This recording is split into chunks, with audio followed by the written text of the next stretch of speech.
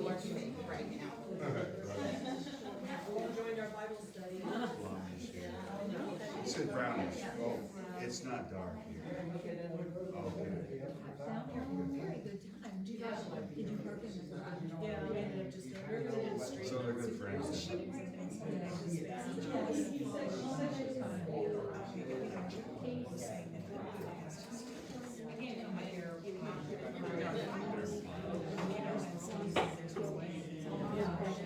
I wasn't sure if they would be limited, so sometimes.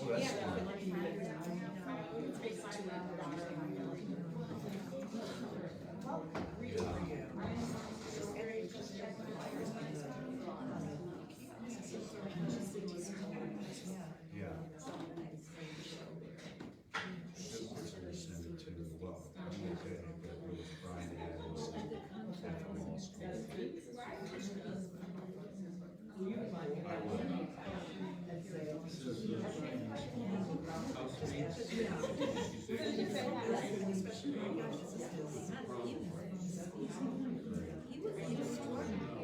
Oh, I know. Alex, you're beautiful.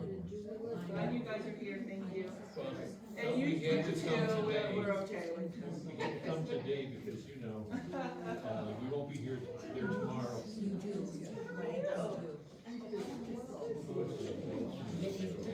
The first one was interesting because it was so pushy. Right. Well, And then, like, you went crazy. It was amazing. I know it was. Right. chainsaw. It was. I was telling Peggy about it. I don't like to drive.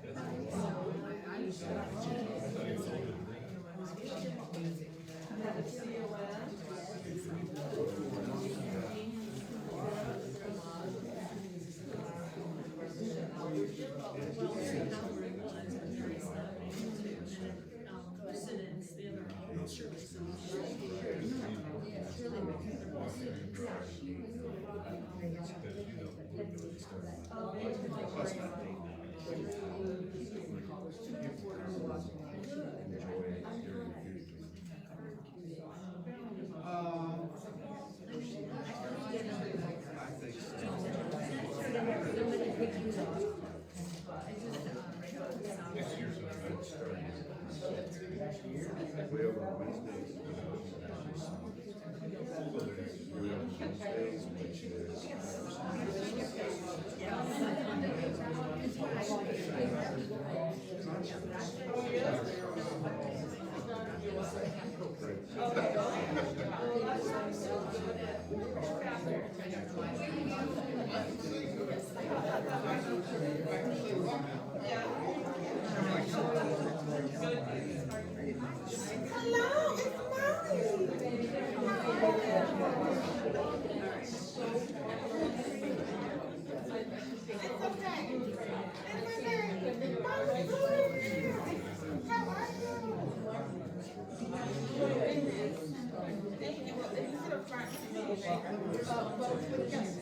When I go up to speaking, what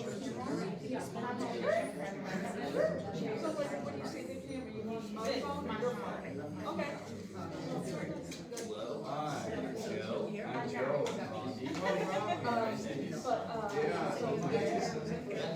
Look, I'm so proud.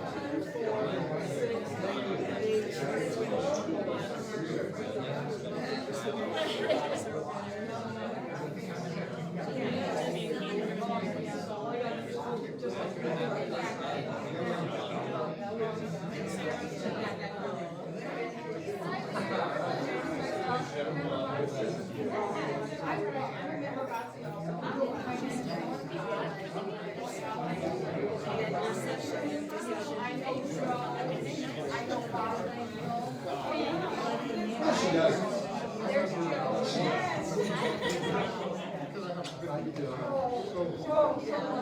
Staying out of trouble? Is that Joe? Oh, yeah, I'm good trouble. I mean, everyone.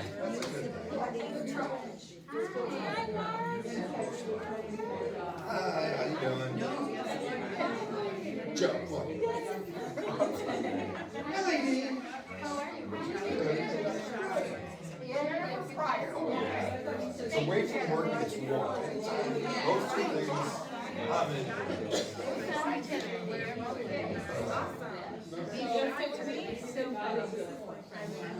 When you're brave, you have those shots. Hello, everyone. Thank you for being here. Since it's 2 o'clock, we're going to get started. So my name is Robbie Seaton Todd. I'm one of the organizers of this event. And today we're going to talk about justice. We're going to hear some eye-opening facts about the death penalty. And you're going to hear some of the various far-reaching costs associated with the death sentence. I'm very grateful that everyone's chosen to spend a sunny day inside and here with us today. And I'm especially grateful to Joe D'Ambrosio for joining us, and to Dr. Sandy and to Jennifer as well. So I'm going to give a brief rundown of the context of our legal system and of the death penalty. Then I'm going to bring up Dr. Sandy to speak from a theological perspective. Then Joe will address us as the keynote speaker. And finally, I'll invite Jennifer up here to provide some concrete action items each of us can do to propagate justice in our communities. And I'd like to open us up in prayer. Dear God, thank you for gathering us here today. Fill this place with your Spirit. Anoint us that we may be vessels of hope, of healing, of justice. Guide what we say and what we hear today so that we may be drawn closer to you, closer to our purpose here on earth. We ask that you redeem our social systems, redeem our communities. May all things that we do protect those who are vulnerable, those who are hurting, and those who have been disfavored. Change us today so that we may help create an era of truth and justice. Amen. So let me just start by saying Ohio does not need the death penalty. Ohio does not deserve the death penalty. We've proven that we cannot be trusted to execute people. We know other states, such as Michigan, have not had the death sentence for over 150 years, and their sky has not fallen. They don't have any worse crime rates than Ohio. The victims are not any less satisfied. We know that there's nothing fundamentally wrong with Ohio prosecutors, that they need the death penalty to keep us safe, or to keep us healthy, or to be financially responsible. And indeed, we've seen in the last 50 years especially, that the death sentence, in fact, endangers innocent lives, prolongs and magnifies suffering, compounds the racial and class bias of our legal system, and it wastes money. And we can take action right now, and over the next several months, to make our voices heard. We have bills in front of the House and the Senate that urgently need our support, that will abolish the death penalty, Senate Bill 103 and House Bill 183. And you'll hear more about these later.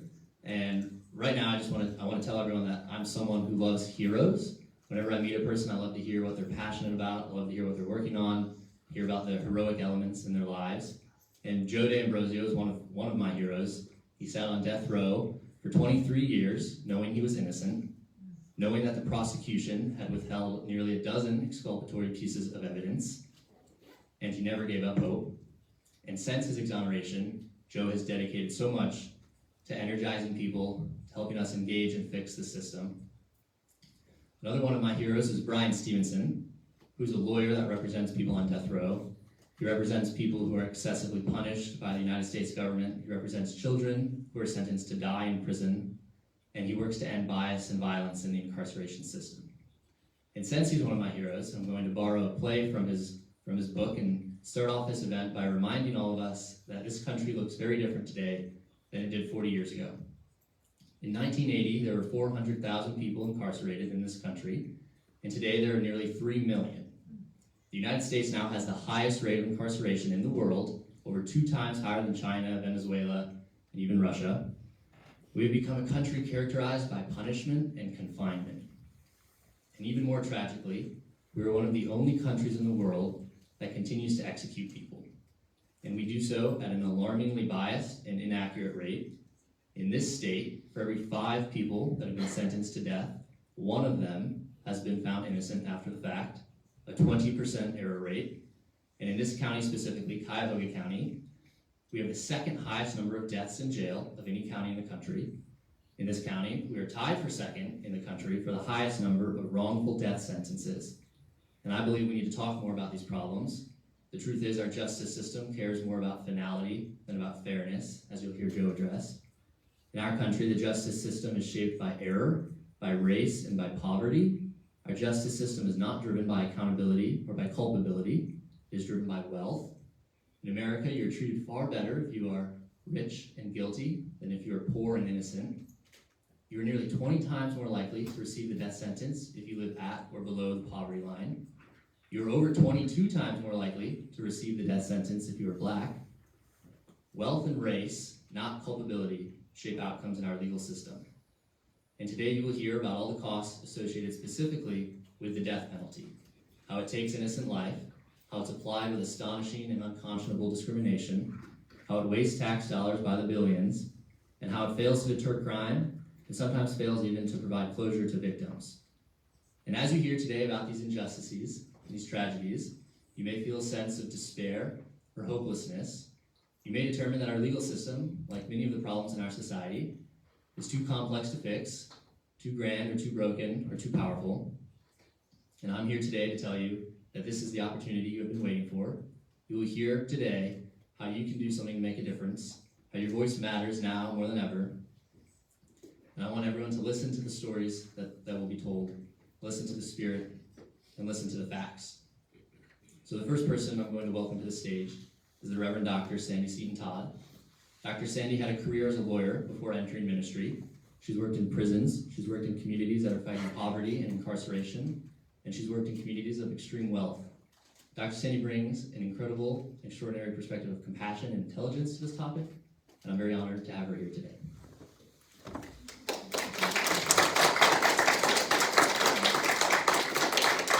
Hello, everyone. It is my honor. Can you hear me? It is my honor to be speaking before you, and I hope and pray that our hearts and minds and spirits will be soft and open to the Spirit of the Divine as we listen to what we hear today. I want you to leave here with purpose and with hope, with the purpose to be a person of healing and restoration in the world, and with the hope in the power of the Spirit, not the power of the state. I also want to encourage you, if you don't already, to follow and support organizations that are working for criminal justice reform and that are making a difference in restoring lives of those who have been affected by the system and by incarceration. 3 that I want to name for you. Robbie talked about heroes. I have heroes too, and I know Joe is going to be one of my new heroes. But Brian Stevenson is one of my heroes, the founder of Equal Justice Initiative, EJI. If you don't yet follow them on social media, please write down this name, EJI, follow them on Instagram, on Facebook. They give information regularly that changes what I have believed previously. For instance, just came out this week on their site that this coming Friday, April 29th, Richard Moore will be executed in the United States by a firing squad. In South Carolina, they usually use lethal injection, but they are out of the drugs right now. So they decided it's urgent to go ahead and have this death, this execution. And so they gave him a choice. He could be in an electric chair that's 110 years old. And you know how even the current electric chairs often have botched executions and disastrous results. 110 years old, or a firing squad. So he has chosen the firing squad. So I encourage you to follow and support Equal Justice Initiative and Brian Stevenson. Also, True Freedom Ministries. Ken Fritz is here. Ken Fritz introduced me to them. They do fabulous jobs of changing lives, of restoring lives. And so I encourage you to get involved. They're local and they do great work. And also Prison Fellowship. So Prison Fellowship is the organization that I considered taking the executive director of Ohio job 4 years ago when I was still in law. And I've always had a passion for prison ministry and for those who wrongly get caught up in it, as well as those who may have done wrong and get caught in it, but we treat them in ways that are inhumane. And so Prison Fellowship and True Freedom Ministries and EJI are ones that I encourage you to get involved in and know more about. So your purpose, if you can become a person and desire to be a person of healing and peace in the world and hope in the spirit, not just in the power of the state. How many of you today know somebody who's currently in prison or is caught up in the justice system? So it's going to be hard for some of you to believe this, but I currently have 35 parishioners. I'm the pastor at Church of the Western Reserve in Pepper Pike, a Presbyterian church. I currently have 35 parishioners who are in prison or jail or awaiting arraignment or trial. And that is painful, not only for them, but for all of their loved ones. So I want to talk today briefly about cost and character. You've just heard some of the costs. The cost, millions of dollars. California did a study and it cost them $137 million per person who's sentenced to death. $137 million of our, if you live in California, of their taxpayer money. It cost them, the study found, $11.5 million for someone sentenced to life. So the cost in dollars, taxpayer dollars in Ohio, our taxpayer dollars that we as citizens are allowing our money to be used for is exorbitant. The cost for our identity as people who follow a constitution, who we are part of a democratic country, we are the only Western country that has the death penalty in the Western world. And we are one of 4 of developed countries. The other 3 are Taiwan, Singapore, and Japan that have the death penalty. The others, 54 in total, are all that is left of all the countries in the world that allow the death penalty.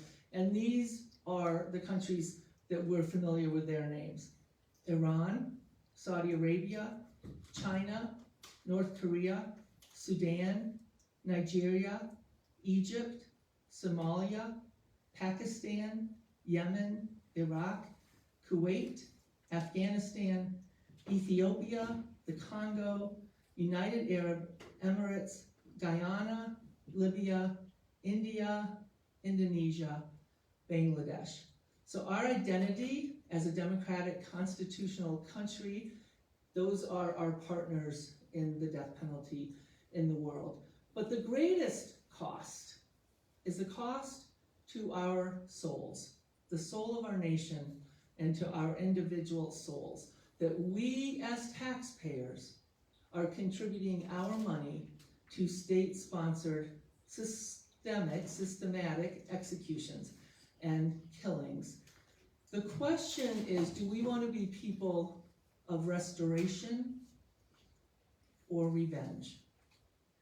Do we want our state to be a state of peace or a state of violence? That's the issue. And as Brian Stevenson says, the question is not, does a person deserve to die? It's, do we deserve to kill? Do we have the right to take a life? There's a difference between accountability and taking a life. I want a safe society. I'm sure every person wants a safe society. I want accountability. I want to make victims whole. But I want restoration for all, for victims and their families, and for criminals and their families. And taking a life does none of those. I don't want to be a person of revenge, and I don't want my money to be used to be vindictive, to be vengeful. And that's what this is all about, theologically, spiritually, and practically, realistically. So, you know, All sacred texts promote peace, encourage people to be peacemakers and peaceable, also encourage humility and repentance, and also encourage wholeness and well-being. And as a faith leader following the way of love, I take seriously the Old Testament, one of the 10 Commandments, do not murder. I take seriously Jesus's take on it. He says, you've heard it said an eye for an eye, but he spoke against that. He said, do not engage in being punitive or vindictive or vengeful, no matter how hurt you've been. He said, if someone strikes you on one cheek, turn the other also.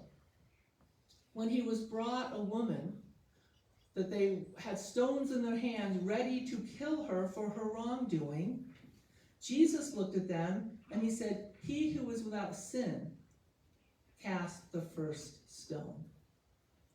They put down their stones and she was allowed to live. If we could see ourselves through compassion, there but for the grace of God go I. If we could put ourselves in the position, or imagine these people, or imagine Joe and the story he tells as your son, I think we would choose to be people of restoration, not revenge. Jesus is also the one who said, come, you are blessed. When I was in prison, you cared for me, not killed me. And his followers said, when did we see you in prison? And he said, what you do to the least of these, you do to me. I don't believe we are going to be judged when we meet our Maker face to face on all these other forms of success that we have decided determine who's good and who's bad. I think we are going to be looked at for how we treat the least among us, the poor, the condemned, the incarcerated. So I would rather spend my life praying for those who are incarcerated, those who are wrongly incarcerated, and those who have done wrong. I would rather spend my life supporting restoration than allow my taxpayer money to be used to be vengeful and vindictive. I know that giving up on a life is giving up on God. I believe in the power of love to reach every heart and redeem every soul. Jesus came that all may have peace and abundant life.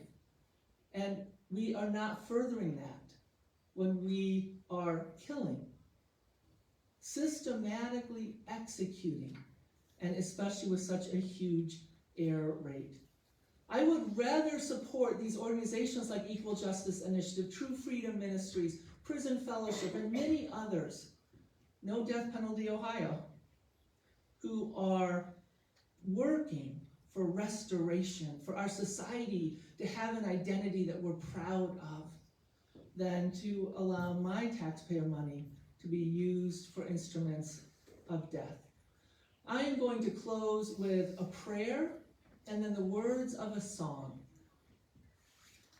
God, forgive us, each of us, and let us be accountable and take responsibility for allowing our citizenship and our tax dollars to condone killing your children. No matter how irredeemable someone may seem to us, help us to know that no one is irredeemable to you. Protect our society from danger. Keep us safe. Protect us from wrongdoers, from criminals. But also protect our hearts from bitterness and fear, from a desire for revenge, for these things destroy us. And fill us with the clarity of our purpose to be people of restoration and healing, of peace and wholeness for all. And Lord, give us hope, hope in the power of the Spirit, not the power of the state. Amen. And here are the words of the song I will close with. It is written by someone that many of you know, Noah Budin, and it's called Love Will Follow. I believe that dreams get shattered and hopes are scattered like stars in the night. I believe that times are troubled. We all stumble to find the light. I believe that promises spoken are often broken by those who seem wise. I believe when we let our hate go, love will follow and we will rise. I believe that rage can break you and it can take you by surprise.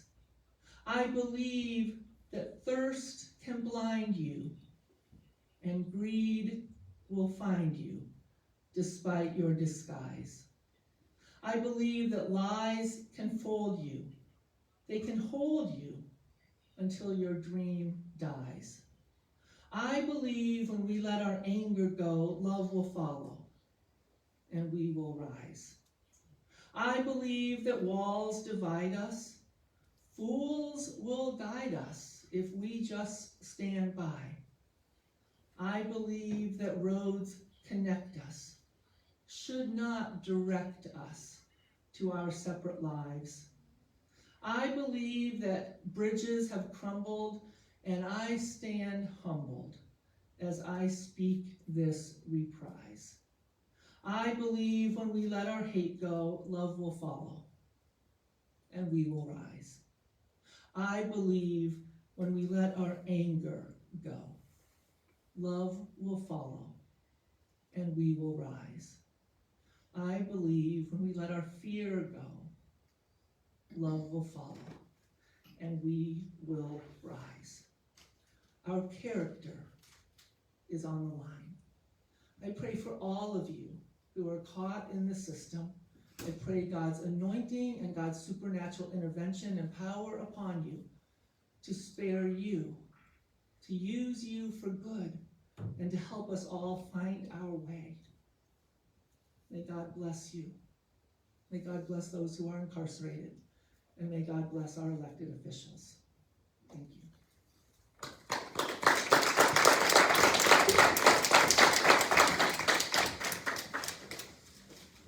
Thank you, Dr. Sandy, for that moving and illuminating speech.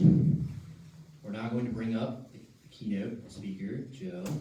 As I mentioned earlier, he brings a dynamic and honest voice for change, for improvement to the legal system. His personal story is one that should make us uncomfortable, one that should make us rise up like a wellspring, demanding change. And I'm beyond grateful that he has come here to orient us towards the dark and difficult truths of our legal system. And I thank you, Joe, for your service and for your commitment to justice.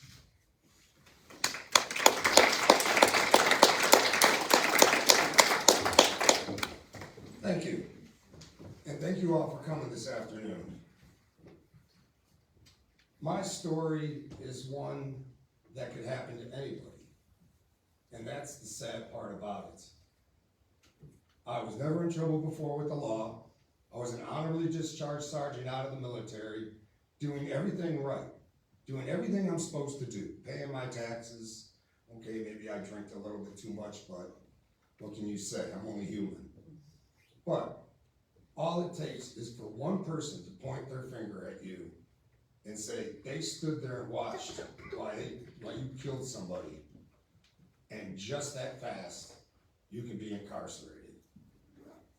And just that fast, it took 2 3/4 days when my trial started until they sentenced me to die. Think about that, 2 3/4 days. It's amazing how broken the system is and how bad it is ran and the people that are in charge of it. We should not stand for this, and this is the time to really do something about it because we actually have a shot. In Ohio's history, we could abolish this thing. And like I said, if it could happen to me, it can happen to anybody. I was only 26 years old. I was working for a guy for less than a month. didn't know anybody in the business. It was a landscaping business. Didn't know anybody that was working for this guy. Was new to the area. And I got hired on September 1st, 1988. September 26th, 1988, I'm sitting in jail. Accused of the most heinous crime you can be. Killing a 19-year-old boy. His body was found right here in Dome Creek. Right here is where my nightmare started. And it was overwhelming. I didn't know. I was never in trouble before with the law. I didn't know any police or prosecutors or judges or anything to do with the system. And if you don't have power, money, or influence, and you get caught up in this justice system, you're through. There's no rich people on death row. There's no well-educated people on death row. It's the lowest of society is who they put on death row. The lowest of society. These guys have mental problems. They were drug addicts. It's no excuse to say they were drunk at the time or they were high at the time. That's no excuse. But the system is so bent and so broken that they break up the lowest of society and they put them on death row. And I spent over 20 years on death row in total isolation. And the loneliest, desperate, scary nightmare doesn't even come close to what I felt. And it was just overwhelming. And I learned very quickly to stop the pity party, and I had to do what I needed to do, and that was to learn the law. Because I had to take what put me there to set me free. Well, it didn't come quickly. I sat there for the first 10 years I was there, went through all my state appeals, unanimously getting turned down. Because my trial was so short, it was such a joke, is what it was. And luckily for me, God stepped in and sent me an angel. His name was Father Neil Kakuthi. And this priest came and started helping me on my case. And he's the one that found the evidence to initially start the system to start working. He found a rape of a blind, cerebral palsy young man by one of the key people in my trial. And the only eyewitness to that rape was the victim in this case. So Father Neil was downtown one day going through all the microfiche. Yeah, I'm dating myself with that, but he was going through microfiche, and the very last file he pulled up was the victims. You know, why would he look at the victims? You know, there was nothing really he thought was there. And as he's going through it, he saw that he witnessed a rape in the beginning of 1988. And luckily for us, it actually had the victim's name there. So we contacted him and was talking to him, and he said that the person that pointed his finger at me for this murder was the one that raped him. Because the prosecutor, in his oh-so wisdom, sent a blind man a paper notice to come to court. He showed up on August 11th. He was supposed to show up on August 1st. Because he didn't show up, they dismissed the charges and let Paul Stoney Lewis free. Less than a month later, Anthony Klein, the victim in this case, and I always mention his name, and he should always be remembered. Because with all this that's going on, his name can get pushed to the side, and that should never happen. But Anthony ends up dead. And Paul Stoney Lewis points his finger at me, the owner of the landscaping company, and the foreman. So in a blink of an eye, I'm arrested, thrown in jail, and then another blink of an eye, 2 3/4 days, I'm sitting on death row. and not having a clue what's going on. I didn't know these people before I got hired on September 1st. I was new to the area, and I thought the justice system worked. You know, I grew up on Perry Mason. I had no money. I got court-appointed attorneys. I'm thinking they're like Perry Mason. Come to find out, they're more like Barney Fife, because they did nothing. Absolutely nothing. Father Neil, 10 years after the fact that I've already convicted, started investigating, in a short amount of time, came up with this rape. Well, the reason this rape is also important is the prosecutor in the rape case was my prosecutor. Same people, same names in both cases, and he didn't disclose that to us. So we took this to the judge, my federal judge, and we said, look at this. If they're hiding this, what else are they hiding? So the judge granted me wide discovery. And then the prosecutors kept playing games. So she kept increasing the discovery. 80% of the evidence that freed me was in 3 places: prosecutor's file, police file, and the coroner's file. And it was there all along. The only thing that I did in my trial was I testified, which my attorneys didn't like. So they threw me up there cold. And the prosecutor had at me: butcher, murderers, scum of the earth. You're just the lowest of low. And everything you're saying is a giant lie to save your life. But that 80% of evidence that was in their files backed up everything I said. Everything. The sad thing is, not a single one of them got in trouble for what they did. Not a single one, because they have sovereign immunity. And they don't care. They want a conviction at all costs. I came within 3 days of being executed. If it wasn't for Father Neil, I would have been executed. And the sad thing is, you know what they put on the death certificate when they execute somebody?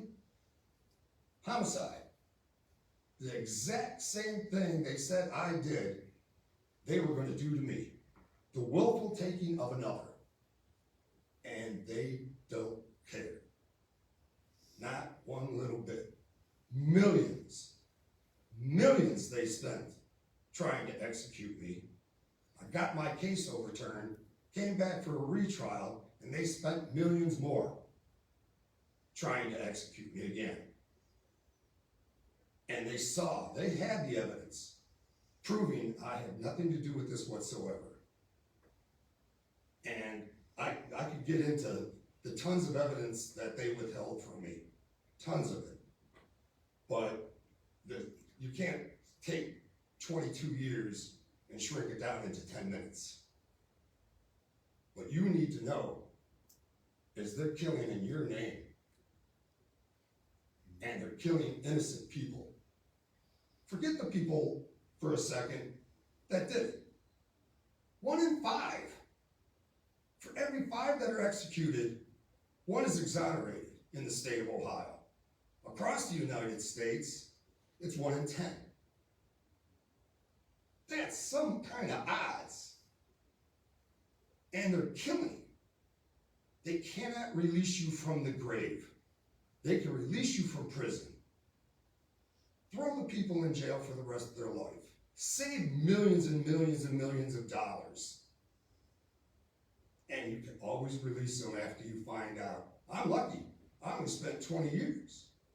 This guy spent 30, 40, 50 years. But at the whole time, they're trying to kill you. You have an execution date from the day you're sentenced. And it just keeps coming up. But we can stop it now.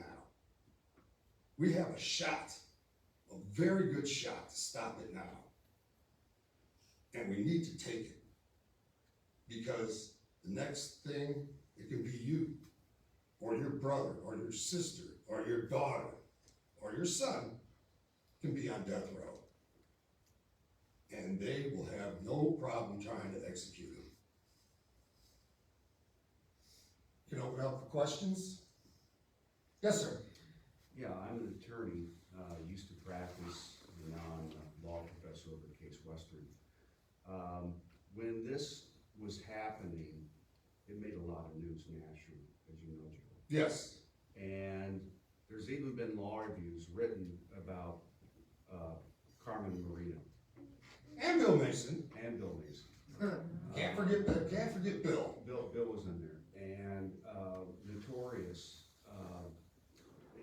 It gives attorney a bad name. I mean, these guys were used sovereign immunity. I know it went up to the Ohio Bar Association. Carmen did it. Yeah. And didn't do anything to them. That's- So as long as prosecutors, I think this is one of the biggest problems we have. As long as prosecutors can just fly free, and they're trying to get their wins up, it's another reason it's broken. Exactly. They're tough on crime. I make your streets safe. I put guys on death row. Don't care if they're innocent or not. That's their stance. Right. And that's how they get reelected. But not when you're the one that's on death row. Right. And they put you there in the blink of an eye and don't care. There's no repercussion. Doesn't matter. Yeah. Yes, ma'am. So when you say we have a shot of doing something about this, what exactly are you referring to? She will be talking, this beautiful young lady here will be talking after me, and she will tell you exactly what you need to do. Okay, But please take action. because I will tell you, I just spent a week in Columbus, and part of that trip was at the Attorney General's office. And the way that their cavalier attitude, they describe their training facility as adult Chuck E. Cheese with glee. They are so happy about their death penalty rate that it's vile. So to hear you, I'm just sitting here churning. I'm the 6th exonerated in the state of Ohio history. There's only 11 of us. But they've executed 26? 56. I'm sorry, way off. I 56. understand why. When you go down to that office, it's crystal clear. Oh, yes. And like I say, they don't care. Just elect me. Yes, ma'am. I have two questions. Is there anything in the works to start making prosecutors be responsible for this stuff? Okay. No. And second, what was your process of becoming sane, assuming you are? Well, there's the key points. I wasn't really sane when I went in, so it helped a lot. And if you talk to a lot of my friends, they say, well, I haven't changed much, so the insaneness was just there to help me make it through, is what I think. Anybody else? No questions out of bounds, honestly. Yes, sir. I'm sorry, ma'am. The lighting here is very bad. I'm so It's sorry. very important to me that I do use female pronouns. So, I wanted to thank you for your witness, and because I know that it takes a lot out of a person. You're fine when you're doing it, but then when you leave, it's, again, one of those re-traumatizing things, and I really appreciate you being willing to share that and to think about those that are still on death row. I did see you speak at St. Patrick's with Father Neil many years ago. Our friend Arthur Tyler was on death row at Oh, yeah. and we're still trying to get Arthur out I of know. prison. But one thing that I wanted to say is that, I hope that the House bill and the Senate bill get passed. But in terms of tweaking the system, it would be really helpful if people who do not believe in the death penalty were allowed to serve on the jury. And I think that also is a violation of our religious freedoms, and those that tout religious freedoms in, quote, pro-life in terms of those that are in utero. I wish that they felt as strongly about people that are already alive. So, not a question, but I just wanted to thank you for your witness and tell you that I wish that we had respect for people's religious freedom so that we could serve on juries and say, this is not right. Yes, thank you. Yes. Yeah, I wanted to ask you a question. During that time, being accused of something that you didn't do, accusations or whatever it may be, and you serving that time, I just want your, opinion on how your mental status carried over for those first 2 years. Like I said, when I went in, I wasn't really that sane to begin with, so that kind of helped. But my faith in God and my working on my case from the time I got up to the time I went to bed helped me focus what was going on around me. Plus the way I was raised, plus my military training, it all helped to get me through that. But my biggest was my faith in God. You know, even if they did execute me, then that would have been His will. Because it surely was God's providence, because the priest that helped free me was also a registered nurse and an attorney. And he had to be all three things to do what he did for me. If he was only two of the three, I'd be dead. So what are the odds of I'm going to be put in contact with this priest, attorney, nurse, right when I needed him the most? Because I only had 2 more appeals, and they were going to execute me. But those appeals weren't mandatory. And like I said, I came at one point within 3 days of being executed. And it was all, it had to be God's providence that I'm still alive. And I'm up here fighting so it doesn't happen to anybody else again. Because like this young lady said, it hurts. Every time I speak, it brings it up and it tears me up. But I'm alive. And I have to stand and take the pain to help others realize what's going on. Because I think the lack of education of what is going on in our justice system is the only reason why we have the death penalty. Because once you look at the facts, we can take any debate that's put out there and we can show that it's wrong. That it's wrong to have the death penalty. The only one we cannot overcome is revenge. And where does it say anywhere that our justice system is supposed to be vengeful? It's not supposed to be. And yet, we still keep the death penalty. Put them in prison for the rest of their life. It's cheaper, easier, and it's just, I even feel bad for the guards that have to execute these guys. Because they gotta take them and strap them down and kill them. And there's even been books written about that, wardens and guards, that it's messed them up so bad because they've taken the people to execution knowing they didn't do it and still had to do their job. That's gotta mess with your mind. And yet, we still let it go on. Anybody else? Yes, sir.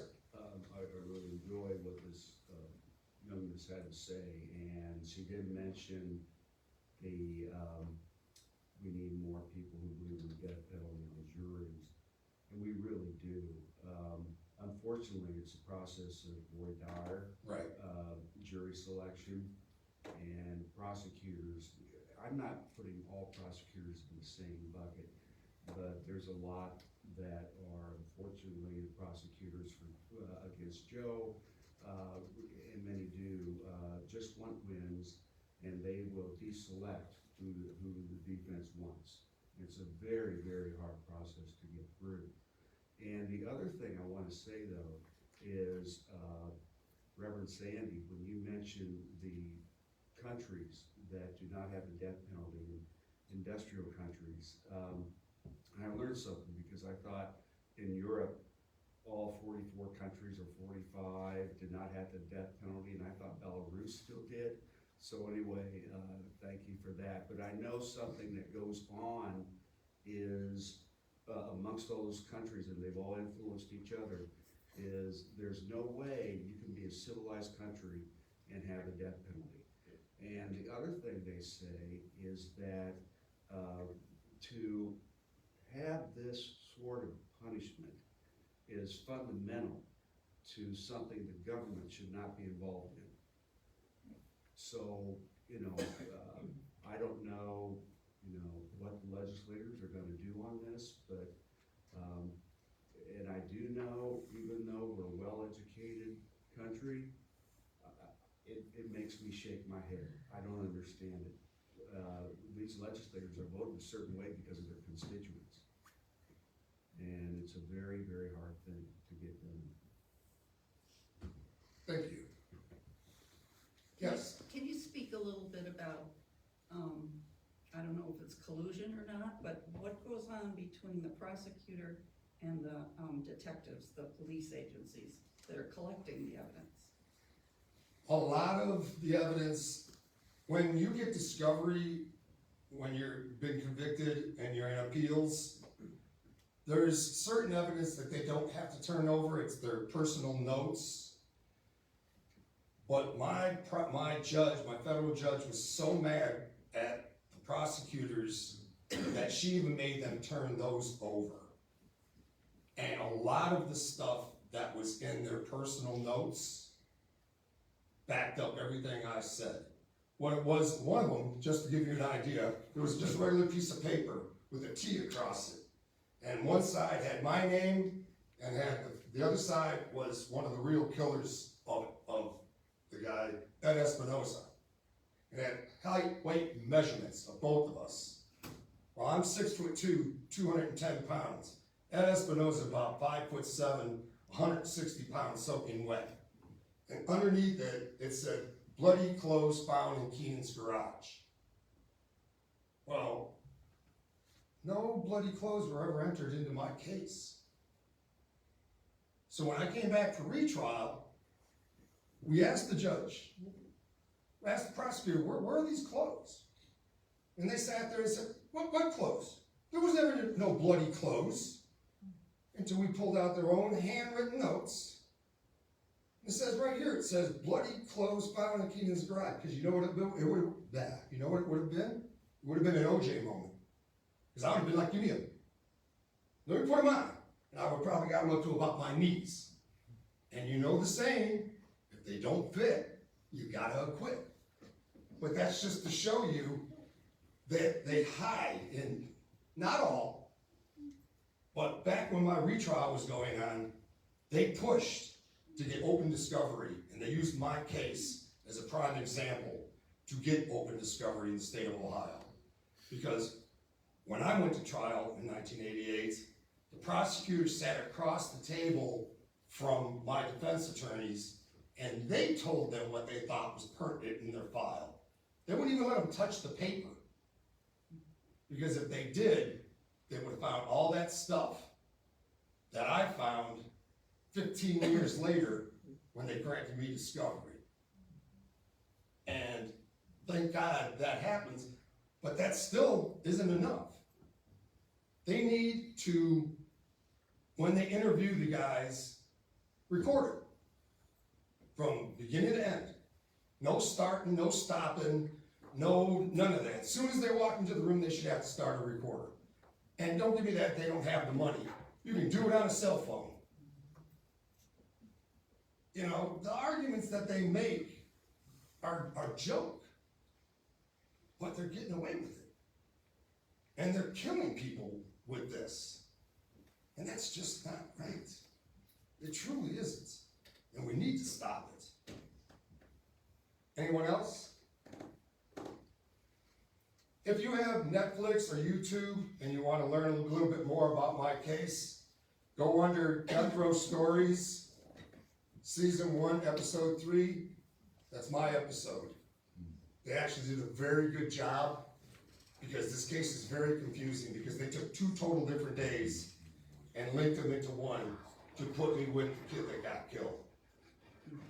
And that's one of the reasons it took me so long to get out, is it was so confusing. Joe? Yes. I think one of the things that's hardest is that people who are not familiar with the justice system or have not had a close loved one be caught up in it, believe that it works.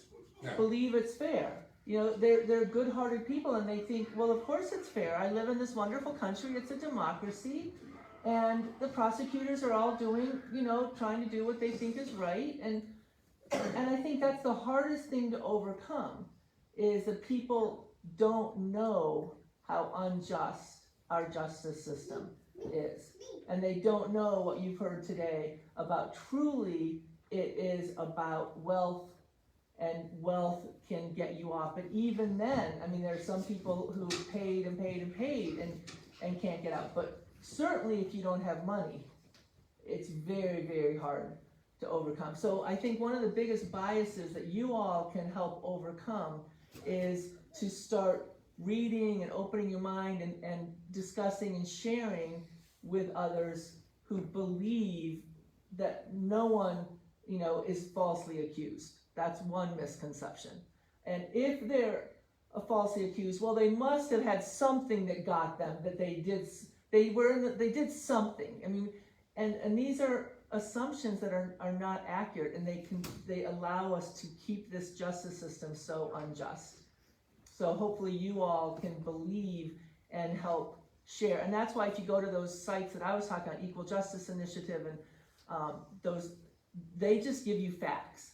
They just give you facts. So you're not having to convince your friends. These are just facts, like you've heard today about the cost. And I want to say one more thing, what Ivan asked of how did you survive and how did you do that? I think it's so important for any of us in anything in our life. If we live with the purpose, God, use me for your purposes, then whatever happens, at least we can have peace. I mean, that's the fallacy of people saying, well, I mean, when I sent this out to the church and to various people saying we're doing this event, you wouldn't believe the attacks that have come back at me.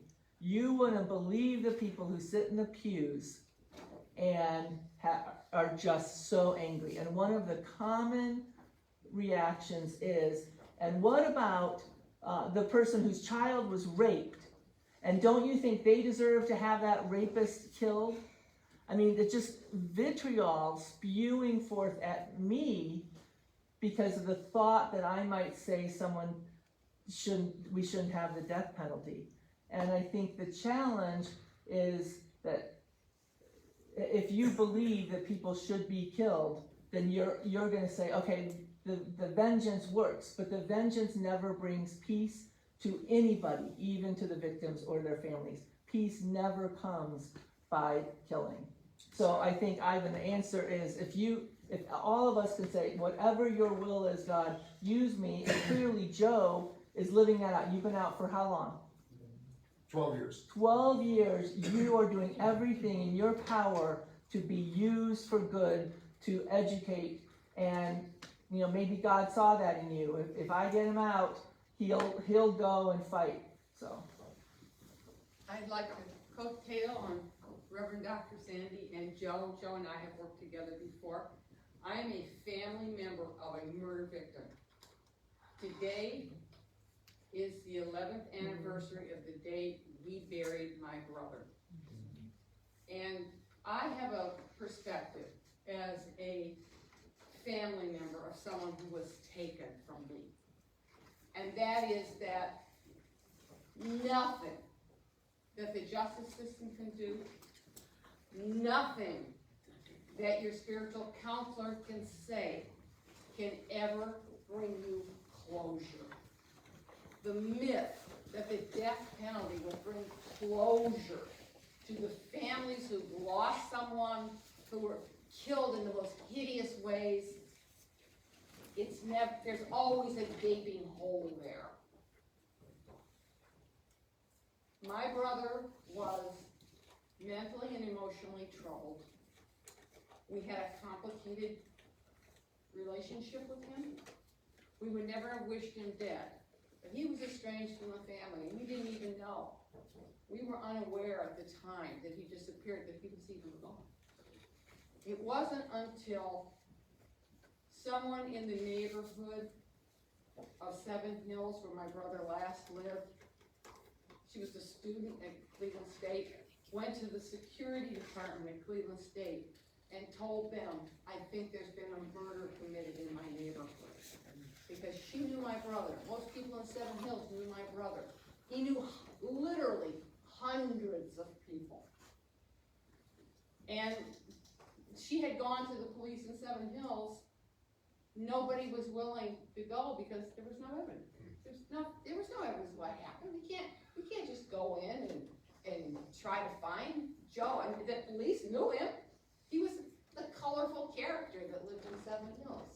That didn't own a car, that gathered clothes and canned goods and took it down to Tremont to help homeless people. And my brother he was a homeless person, but he wasn't a homeless person. His home was Seven Hills. So my brother disappears. We do not have a date of death for my brother Joe. We do not have a murder weapon for my brother Joe. All we had in this case was a very, very, very strong circumstantial case against his killer. What had happened after that student went to the security CSU? They informed the Seven Hills Police. Now they had probable cause. Let's get a search warrant and check out this place where my brother was last. When they went in, there was very little evidence to be had because the killer had burned all my brother's belongings and his wife suffered from lupus. He had those health attendants who were taking care of his wife go down in the basement and bleach the walls. The killer of my brother had shot my brother in the back of the head while he was sleeping and then buried his body in his own backyard. So when the police went there, they brought cadaver dogs with them. They located the grave of my brother. The people that exhumed his body from the backyard knew who he was. Now you talk about trauma. It's all around. These are people that knew my brother. So the trauma was intense.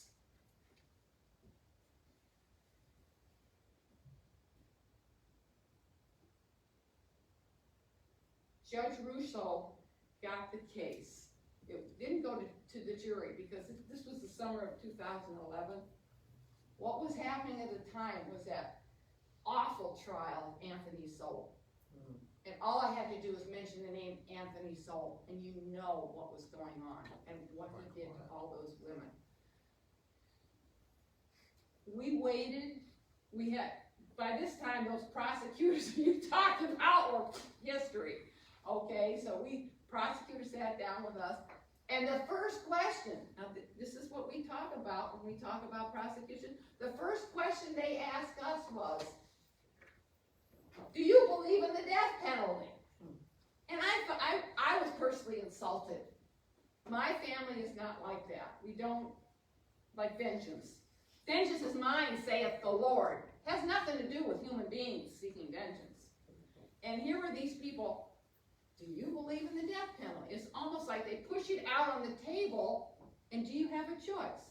But we were smart cookies because one of my brothers was a former police chief. So we knew how things act. He said, no. I said, what do you think is an appropriate sentence? I said, you know, my brother was 58 at the time, and he was troubled, he had issues, but how's 16 years settle? He said, that sounds pretty good. I said, by the time this guy gets out of prison, he'll be retirement age. What is he gonna do with his life? But the motivation that my family had for not seeking the death penalty is this. We do not wish to inflict what happened to us on the family of somebody that is convicted of killing. That would be wrong. To have them have a loved one taken from them, no matter what their position in life was, no matter how horrible the crime was. There's a family behind that individual. And we have to consider those families.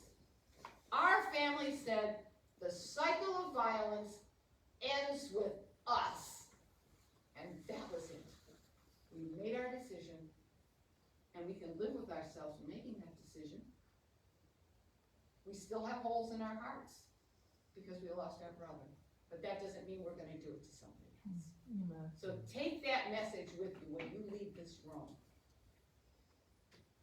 Thank you. Thank you. Thank you. Thank you, Joe. My brother's name is Joe, by the way. Joe's my brother, Joe and I have an extra special about this. Well, I think it's no secret that there's a lot of costs with the death penalty, a lot of questions around it, and I imagine everyone here is interested in the exact actions that can be taken in our case. As Joe's mentioned, we have opportunities right now, for some of the first times in Ohio's history, to take away this problematic tool from prosecutors so they can never do to other people what was done to Joe. They can't continue these cycles of violence. So I'm going to bring Jennifer up to discuss with all of you what exactly can be done, how we can speak to our legislators, how we can call them, how we can move these bills forward so that they are passed into law and will abolish the death penalty from Ohio forever. Thank you, Robbie. Thank you, Joe. Thank you so much, everybody that spoke, everyone. 1 second. So I went around earlier and I passed around some postcards. If you don't have one, I'd like to give you one. So these postcards are graded by the No Death Penalty Ohio campaign. We're a bipartisan coalition that is campaigning around the 2 bipartisan pieces of legislation. Let me stop. The little distraction that's been here today, that's my kid, the youngest abolitionist. Come here, Atlas. His name is Atlas, and he wanted to see his shirts. Go sit down, please. All right. We've got 2 pieces of legislation. If you don't know already, I heard someone allude to them. We've got SB 103 and HB 183. They're identical in language. They both will end the death penalty. What is really cool about them is historically we've had repeal bills before, but none of them have been so bipartisan supported. And what's even more impressive is what's happened over the past year. HB 183 has had 5 hearings. When it's heard again, we expect to have a vote out of House committee, which would be the furthest any repeal bill has ever gone in the state of Ohio. So we actually really do. If you thought we were just hyping you up, we actually really do have a chance to end the death penalty in our state. And that would mean a lot for trauma, people impacted by crimes. That would mean a lot for resources for families that suffer with poverty. We all know that poverty is a huge factor in some of these crimes. It would just mean a lot for Ohioans in its entirety. So when we talk about the cost, we really do talk about our communities and how they're affected by this policy. This policy is so damaging and so costly. And we have to end it so that we can actually become a better Ohio. We deserve a better Ohio. Keep your eyes on me. Atlas is trying to get attention. He's doing some backflips. So what I'd like for you all to do right now, this is very effective in organizing, is taking an immediate action. Because if you're like me, what you've heard today is some very powerful testimonies, right? You've heard a theological point of view, you've heard logical points of view, you've also heard two, Atlas, sit down, please. 2 stories that shows you how the death penalty can impact your average human, your average Ohio, and your neighbor.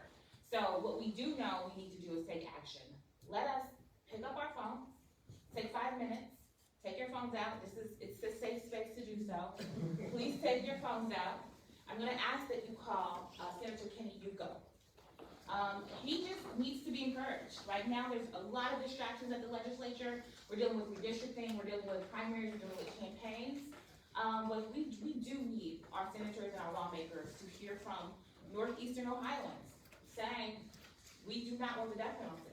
And Northeastern Ohioans are directly impacted by the death penalty the most. There are only 3 counties in the state of Ohio that effectively use the death penalty. I live in Hamilton County in Cincinnati. That's one of them. The other one is here, Cuyahoga County. So please pick up the phone, dial 614-587-5262. 466-4583. That is Senator Yuko. Say that again. 614-466-4583. And there might not be service in here, so if you write down the number to call, when we leave the basement of the dungeon, That is a good call. then you can call and we will provide, the scripts for the voicemails that we can leave and how you can express your sentiments on these bills and what you want the representatives to do. If anyone needs the number repeated, let us know. Yes. Yeah, repeat it again. Yes, it's 614 466 466 4583. 4583, and that is Senator Yuko's number. Yes. Why are we only calling you though? Well, that is the district that we are calling into because we're targeting that district. I can give you a list. I promise you. I promise you. I can give you a list. And that's actually gonna go into the next part of what we're asking folks to do today. So I handed out these yellow postcards to everyone. What I'd like for you to do is, on the front side, there is a place to put your address right next to the no death penalty symbol. You put your address there, and then on the back side, write your message in this blank space. Return those postcards to me at the end of this event, and I will mail them to different lawmakers in Ohio, depending on your message. We will be targeting those that need to hear, whether it's a thank you for supporting this bill, or I'm very, very tired of having the death penalty in my state. We will absolutely make sure that the appropriate lawmaker hears from you and gets your message. And the address is what helps us indicate who needs to hear from you the most. So please put your address next to the no death penalty OH on the front side, and then put your message on the back side. And for everyone's context, the way, for anyone who doesn't know, the Senate and the House work is they have committees that have bills in them, and the members of those committees will hold hearings to decide if the rest of the Senate or House will vote on these bills. And if they vote it out of the committee, then the floor will hear it, and they can vote to send it to the opposite, the Senate or the House, and they can vote to send it to the governor who signs it into law. So these bills are still in committee, and we're currently lobbying the legislators to move it out of committee.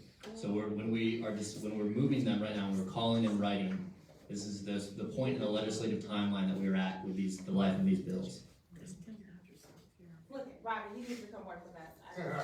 Yes, ma'am. Could we have? You didn't get postcards? No, I'll make sure you sorry. get them. You're fine, you're fine. Would you mind passing me I back? would need another one. I have plenty. I can pass it. Thank you so much. That's wonderful. So the other thing, the most important thing that we need you guys to do today is to join the campaign, because there are many, many ways for you to affect this change. There are research opportunities for volunteers. On the other side. There are research opportunities for volunteers. There are opportunities to help us organize events like this. Even just coming to your churches or your own social groups and joining you, I am more than happy to come up and do something similar. Bring a speaker, bring some materials, have a written testimony party or a letter writing party. We are writing letters to the editor. We are writing op-eds. There are a million ways for you guys to get involved. So the most important thing that you can do is to join our campaign. And you can do so by following this QR code or going to nodeathpenaltyoh.com and just join the campaign. And you'll be in touch with an organizer like myself, more than likely me. And I will be more than happy to give you guys many, many ways that you can get involved, including that list that you asked about of target lawmakers and all the ones that need to hear from you. So I am also open to questions, and I know that there might be many. I'm also gonna walk around and answer questions about filling out the postcards, because I know you guys might have some. But that is what I needed from you guys today, and this is how we're gonna get this ball rolling. Can we have the address where you're gonna mail them? I took extras I'd like to pass to my neighbors. Yes, I love that. I love that already. You're already thinking ahead. Thank you. Thank you. And I have several of these QR codes, so I'll make sure that you guys have some in proximity. Okay. Any other questions? All right, yes, go ahead. Do you know when they're going to be voting on it, or the timeline? If I were psychic, I can guess. So because we are in an election, we're in an election year, we're dealing with primaries and redistricting. The best guess when we think about politics is just that political environment. We're thinking it's gonna be after the general election in November, and then we're gonna be very busy. So all the pressure that we're putting on them right now is gonna come in handy, because once they're able to clear their heads and think only about a few major issues, we want the death penalty to be one of those issues that they're really, really focused on. Any other questions? Oh, Amar, hi. Hi. Do you wanna have people's phone numbers to do phone banking? Well, I asked everyone to sign. That's Marge. Look at you. Look at you. Need to be organized. That's our chair. That's the chair of honesty. So we did ask everyone to sign in. I don't know that everyone did. If you weren't able to sign in, it's on the counter right outside the doors. We want to make sure we have everyone's phone number. And those visiting us virtually, if you're not already in our list, please go to nodeathpenaltyoh.com and join us, and we'll be happy to get you involved. Anything else? So what's the most important thing that we can do? We're gonna fill one of these out. What else can we do if we want to help these bills get out of committee? The most important thing that you can do is utilize your relationship with your lawmaker. So if you have a personal relationship with them, leverage that. If you are just a constituent, right? They have to listen to their constituents. Call them, write them, send them emails. Don't be shy about this issue, or honestly any other issue you're advocating for. It really does come down to them knowing that their community, their district cares about this, and they'll prioritize it. I do also want to say that because legislation in Ohio is committee driven, the committees also need to know that we want these bills to move. So the House bill is the one who's had the most movement. HB 183 is in the House Criminal Justice Committee. Letting that committee know that you want to vote as soon as possible is also helpful, so that they will prioritize it. Atlas, get down. So that they will prioritize it when we expect them to after the election. Any other questions? Does anyone want to hear Atlas's voice? Yes. Say thank you. Thank you.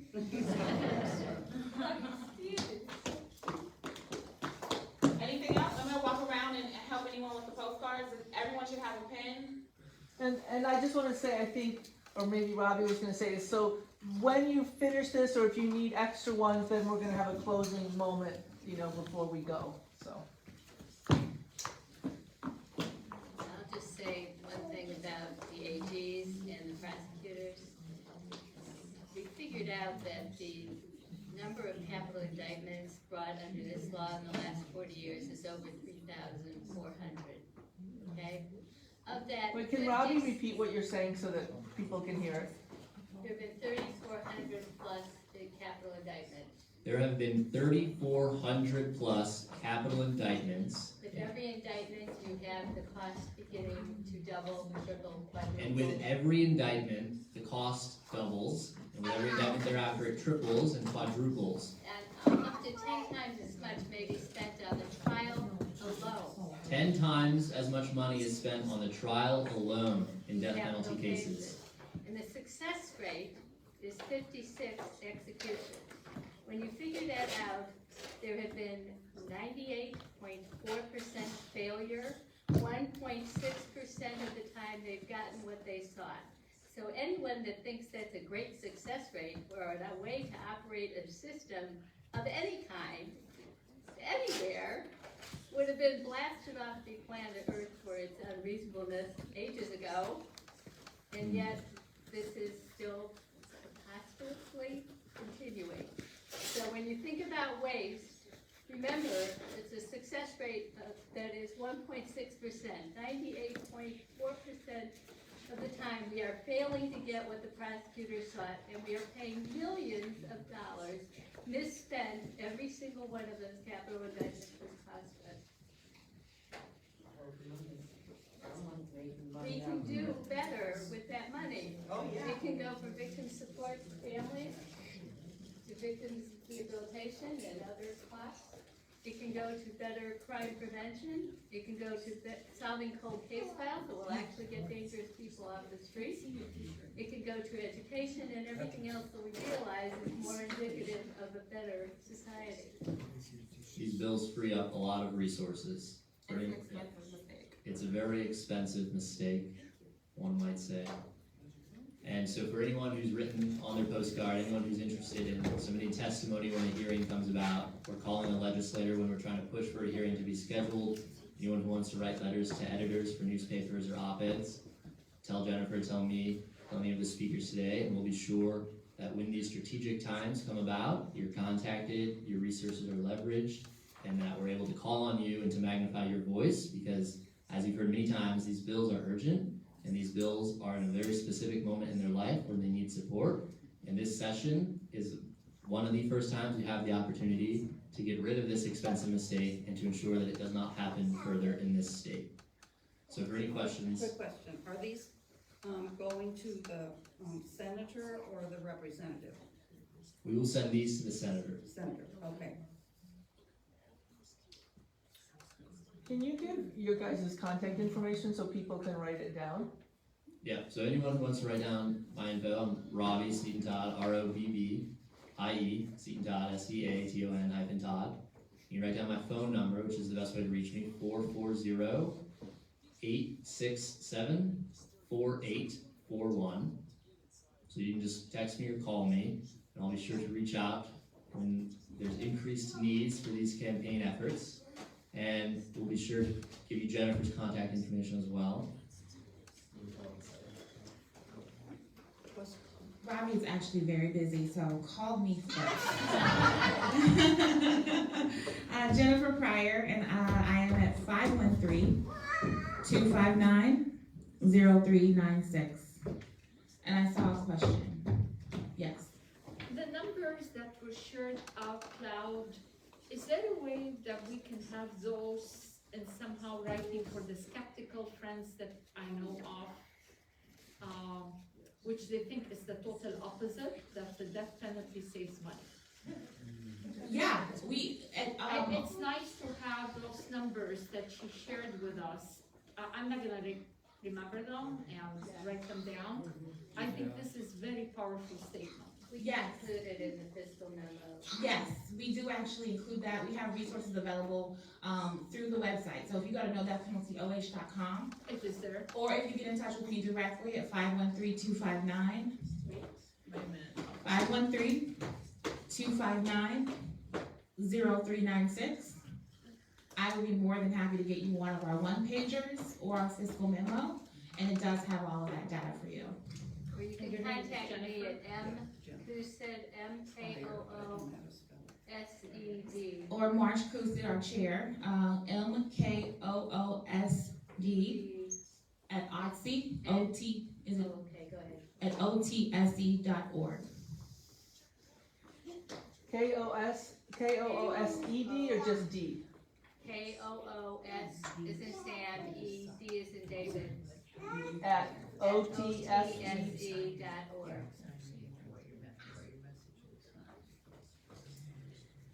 I think my Atlas timer ran out.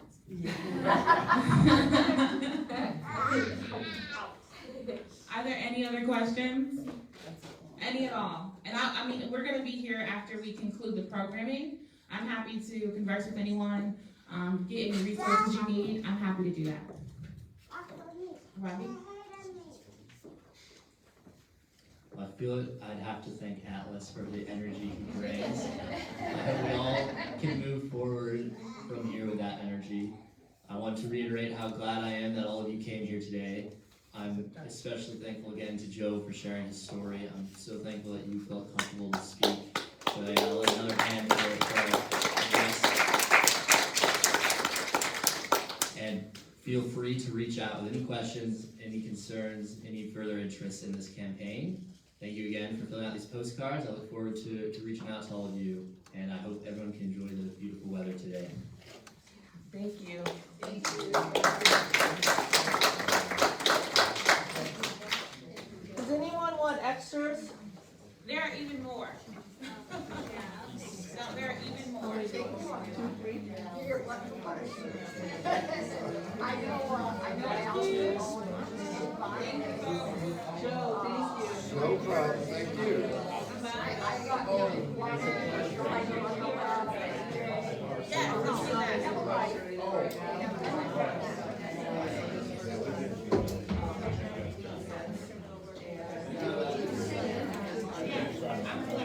Hey, thank you. This was very informative. Body, I'm very glad How that are you you? came. Return officer. How are you? Is this gonna be on the church